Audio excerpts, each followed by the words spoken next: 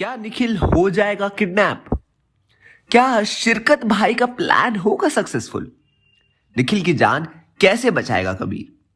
Hello दोस्तों, आप सभी का स्वागत है बॉलीग्राज स्टूडियोज में। मुंबई का बैंड्रा, जहां इंस्पेक्टर चतुर्वेदी का बड़ा बेटा कबीर अक्षय कुमार दिन रात मेहनत करके पूरा घर संभालता है।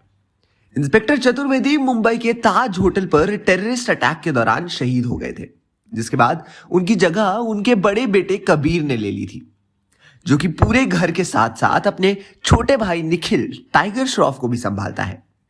जहां एक तरफ कबीर काफी सुलझा हुआ, मेहनती और समझदार आदमी है, तो वहीं दूसरी ओर उसके बिल्कुल ऑपोजिट निखिल शैतान, बदमाश और आलसी है। लेकिन निखिल अपने भाई कबीर से बहुत प्यार करता है। इसके साथ ही कबीर भी निखिल को लेकर काफी ज्यादा प्रोटेक्टिव है। बचपन में ही अपने पिता की मौत देखने के बाद उसने अपने निखिल की परवरिश की, उसे अच्छे स्कूल और कॉलेज में भेजा, और कुछ ना करने के बावजूद भी वो उससे बहुत प्यार करता है। कबीर हमेशा साय की तरह निखिल के पास आता रहता है। आम जिंदगी में कबीर भले ही एक शांत स्वभाव का इंसान था, लेकिन अगर कोई भी उसके छोटे भाई को परेशान करता तो उसे ठीक करने में कबीर को 2 सेकंड भी नहीं लगते। कबीर और निखिल की जिंदगी काफी मजे में कट रही थी कि तभी कहानी में एक ट्विस्ट आता है। जब कबीर के पिता इंस्पेक्टर चतुर्वेदी की मौत होती है, उस समय कबीर और निखिल दोनों नाबालिग होते हैं, जिसकी वजह से उन्हें अपने पिता की नौकरी नहीं मिल पाती। लेकिन अब सरकार की तरफ से उन्हें एक नौकरी का ऑफर आता है। यह नौकरी रॉ एजेंट के लिए होती है, जिसके लिए एक एंट्रेंस एग्जाम और फिजिकल एग्जाम क्लियर करना होगा। ये बात सुनकर कबीर काफी खुश हो जाता है और निखिल से कहता है, तू जम के पढ़ाई कर और इस एंट्रेंस को निकाल। तुझे एक रॉ एजेंट बनता हुआ देख मेरा सीना गर्व से चौड़ा हो जाएगा। पहले तो निखिल साफ मना कर देता है और उस गुस्से में कबीर से कह देता है, अगर आपको यह नौकरी इतनी पसंद है तो आप क्यों नहीं कर लेते? और निखिल वहां से चला जाता है। शाम को जब वहां वापस घर आता है, वो कबीर उससे कहता है, मैं तुझे पढ़ाने के लिए अपनी पढ़ाई लिखाई सब छोड़ दी थी। मेरे भाई, मेरा विश्वास कर, अगर मैं पढ़ा लिखा होता और ये एंट्रेंस निकाल पाता तो तुझे ये नौकरी करने को भी नहीं कहता और पूरी जिंदगी आराम से तुझे खिलाता। इतना कहते ही कबीर अपने कमरे में चला जाता है।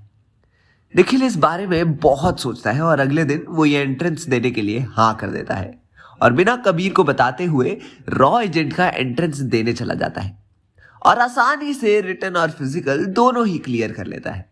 रिजल्ट लेकर निखिल कबीर के पास जाता है, जिसे देख के कबीर की आंखों में आंसू आ जाते हैं।